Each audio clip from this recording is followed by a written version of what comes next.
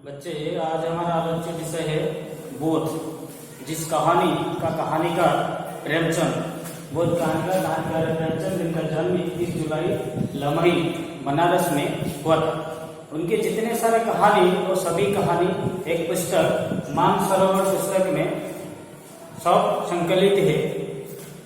तो इसी कहानी में वो क्या वर्णन किए हैं, कैसे लोग अपने जिम्मेदार के साथ, ईमानदार के साथ काम करने की भी कितने सारे जंजाल में, समस्या में आ पड़ते हैं, इसके बारे में वो वर्णन किए हैं। वो केवल साहित्य नहीं, इसके साथ वो फिल्म दुनिया में और राजनीतिक क्षेत्र में भी काम किए हैं। वो हिंदी साहित्य में एक श्रेष्ठ प्रबंधकार और कहानीकार रूप में परिचित है। इसी कहानी में एक प्राइमरी शिक्षक या प्राथमिक विद्यालय में अध्यापन करने वाले एक शिक्षक का जीवन के बारे में वर्णन किया है। उनका नाम है पंडित चंद्रधर, जो एक प्राइमरी विद्यालय में मुर्दरिश तो कर ली थी। मुर्दरिश मतलब शिक्षक का या अध्यापक का काम, किंतु सदा पछताया करते थे कि कहाँ से इसी जंजाल में आप बच रहे। पछताया मतलब वो पश्चाताप करते थे, सोचते थे तो क्योंकि मैं इसी नौकरी में फंस चुके हैं। यदि किसी अन्य विभाग में नौकरी होते तो अब तक हाथ में 4 पैसे होते। वो सोचते थे सारी दुनिया में अलग नौकरी करके लोग कितने सारे पैसा कमाते हैं। इसी तरह शिक्षकता की चाकरी छोड़कर, नौकरी छोड़कर यदि मैं और कुछ नौकरी कर ली तो मुझे कुछ पैसे मेरे हाथ में आ जाते। आराम में जीवन व्यतीत होता था। यहाँ तो महीने भर प्रतीक्षा करने के पीछे कहीं 15 रुपये देखने को मिलते हैं। महीने भर प्रतीक्षा के बाद केवल 15 रुपये वेतन में वो अध्यापक की काम करते थे। वो समय ऐसा था। यहाँ का महीने भर प्रतीक्षा, यह भी इधर आए उधर गए। इतने सारी कम कमाई थी जो आते आते खर्च हो जाता था, कहाँ गायब हो जाता था। न खाने का शौक है, न पहनने का आराम, हमसे तो मौजूद ही भले है। वो सोच कहते थे उनको इसी वेतन में खाने की, पहनने की, रहने की, अपने बाल बच्चों की रख देख करने के लिए कुछ सुख नहीं मिलता था। वो कहते थे हमसे मजदूर मतलब मजदूर या जो श्रमिक, इससे भले जो हर रोज क्या करते हैं, काम करते थे और पैसा कमाते थे, अपने बाल बच्चों को कितने खुश में रखते थे। पंडित जी को पड़ोस में जो महाशय और रहते थे, उनके आसपास दो पड़ोसी थे। एक ठाकुर अतिबल सिंह, जो एक थाने में पुलिस स्टेशन में क्या कांस्टेबल के रूप में काम करते थे, और दूसरे मुंशी बैजनाथ, वो तहसील में तहसील में एक कर्मचारी के रूप में काम करते थे, जो खजाने के बारे में लेखा जोखा काम करते थे। इन दोनों आदमियों को वेतन पंडित से कुछ अधिक न था, वेतन ज्यादा नहीं था, परंतु उनकी चाकरी के साथ ऊपरी ज्यादा था। वो ऐसे बहुत सारा पैसा कमा लेते थे। संध्या को जब ऑफिस से, कचहरी से अपने दफ्तर से निकलते लौटते थे, तो क्या करते थे, बच्चों के पैसे और मिठाइयाँ देते थे। हर रोज अपने बच्चों के लिए कुछ न कुछ ले आते थे, क्योंकि ना उनको हर रोज कुछ कमाई होता था। परंतु पंडित जी का, वो जो शिक्षक का, हर रोज कमाई नहीं होता था। वो महीने के अंत में, बाद में क्या मिलता था, उनको वेतन मिलता था। दोनों आदमियों के पास टहलते थे। घर में कुर्सियां, मेजें, फर्श सामग्रियां मौजूद थी। घर में जितने सारे आसबाब सामग्री जब उस जमाने में वो सब कुछ था, परंतु पंडित जी के घर में ये सब नहीं था। ठाकुर साहब शाम को आराम कुर्सी पर लेट जाते थे और खुशबूदार खमीरा पीते थे। ठाकुर साहब जो कांस्टेबल है, वो रात में क्या करते थे, अपने घर में बैठ जाते थे और वो एक नशा था, क्या करते थे, शराब, कबाब, खमीरा पीते थे।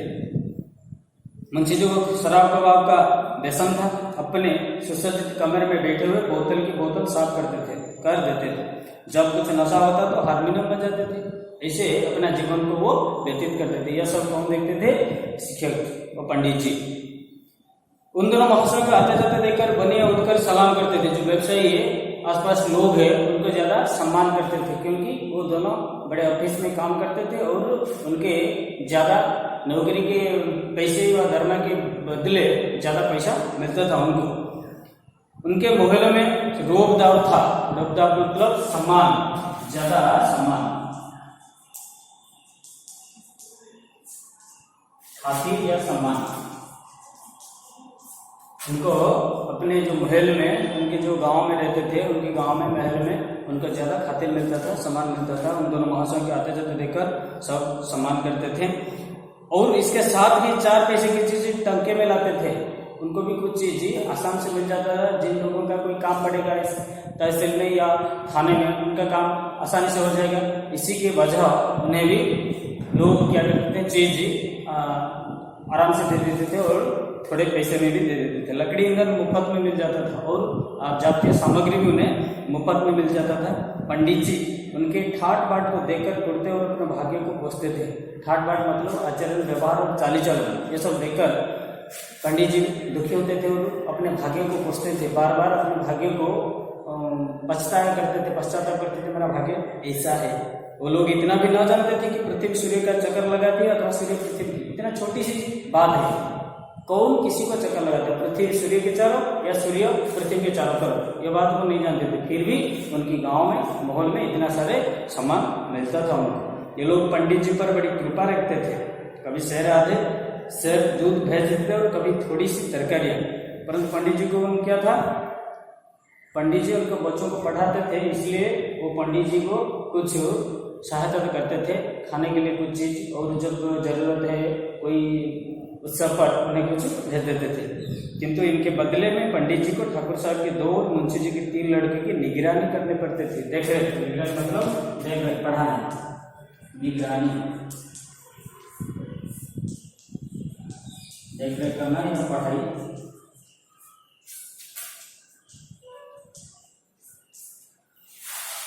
तो पढ़ाई करते थे और बोलते थे कि ठाकुर साहब कहते थे कि पंडित जी ये लड़के हर घड़ी खेला करते थे और बार बार वो अपने बच्चों के बारे में शिकायत करते थे पंडित जी के पास आकर, जरा इनकी खबर लेते रहिए, इनको सावधानी देते रहिए, उनको पढ़ाई अच्छी तरह करिए। मुंशी जी कहते थे ये लड़के आवारा हुए जाते हैं, मतलब आवारा मतलब चुगलखोर हो जाते हैं, जरा इनका ख्याल रखिए, ध्यान देना है, सावधान से इन्हें देखना है। ये बातें बड़ी अनुभवपूर्ण रीति से कही जाती थी, माना पंडित जी उनके गुलाम है, विशेष होते, वो बोलते तरीका इतनी दुखदायी था और पंडित जी को सहन करना नहीं पड़ता था। पंडित जी को व्यवहार असर था, क्योंकि लोगों को नाराज करने का साहस न कर सकते थे, क्योंकि ना इनके सहायता से पंडित जी अपने कुछ काम चला लेते थे, इसलिए वो नीरव थे। परंतु इनका व्यवहार असर ज्यादा दुखदायी था। कभी कभी ये भी हो जाता था कि दूध दही का दर्शन हो जाता, कभी अचार चटनी चख लेते हैं, मतलब कुछ ना कुछ चीज जब उनको मिलता था वो पंडित जी को दे देते थे। इसलिए पंडित जी उनका व्यवहार में असर होने पर भी कुछ नहीं बोलते थे, चुपचाप रहते थे। केवल इतना ही नहीं, बाजार से चीजें भी सस्ती लाते, इसलिए बेचारे इसी अनिति को विष के घूंट के समान पीते थे, विष की तरह, जो खाना या पीना नहीं जाता है, परंतु वो परिस्थिति में पड़कर ये सब क्या करते थे, सहन कर लेते थे। इस दुरावस्था से निकलने के लिए उन्होंने बड़े बड़े यत्न किए थे, कोशिश करते थे कैसे इस अवस्था से, इस मुसीबत से निकले। प्रार्थना पत्र लिखे अपने अफसरों से, अपने से जो बड़े अफसर हैं, उनके जो हायर अथॉरिटी है, उनके पास ये अफसरों की खुशामद की है, पर आशा पूरी न हुई। अंत में हार कर बैठे पंडित जी। इतना था कि अपने काम में त्रुटि न होने देते थे, ठीक समय पर जाते, देर करके आते, मन लगाकर बच्चों को अच्छी तरह पढ़ाते थे। जो विद्यालय में वो नौकरी की है, वो शिक्षकता करते थे। इससे उनके अफसर लोग खुश थे। उनका मासिक वेतन थोड़ा कम था, परंतु इनका व्यवहार में, उनके कार्यों में उनके बड़े अफसर लोग बहुत खुश थे। साल में कुछ इनाम देते हुए वेतन वृद्धि का जब कभी अवसर आता, उसका विशेष ध्यान रखते थे। हर साल पूरी वर्ष में कुछ इनाम या कुछ पुरस्कार, कुछ पैसे और कुछ उनको मिल जाता था। और जब वेतन वृद्धि इंक्रीमेंट वर्ष के अंत में जब शुरू होता है, फिर एक नया शिक्षा वर्ष, जब वेतन की वृद्धि के बारे में आलोचना होता था, इनके पर जरा ध्यान देते थे। परंतु इस विभाग की वेतन वृद्धि उत्सव की क्षति है। उत्सव की क्षति मतलब जिस जमीन पे अच्छी तरह क्या होता नहीं, कृषि कार्य नहीं होता था, अनुर्वर जमीन के पर कृषि कार्य करना, इसे उत्सव की क्षति कहा जाता है। उत्सव की क्षति करते थे, ऐसे उत्सव की क्षति